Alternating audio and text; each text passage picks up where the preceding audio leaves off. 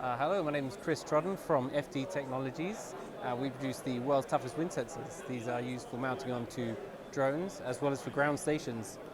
So what some of our customers are using these sensors for is for weather profiling or gas detection.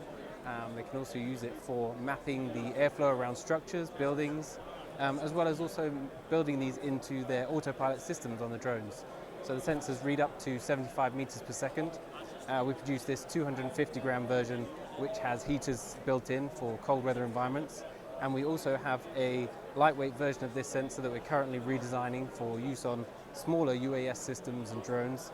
We have a prototype version of that at the moment, but we are currently going through the redesign stage, and we're going to be putting in some extra sensor capabilities to that, like pressure, temperature, humidity, as well as then adding in GPS capabilities and some data transmission further down the road.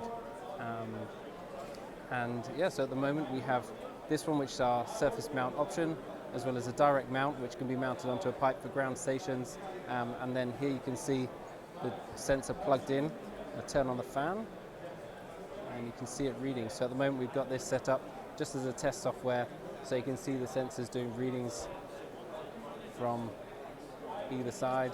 As I move this around, there is some filtering on this, so you can set up the averaging times for what you need it to be based on what you're going to be using the sensor for.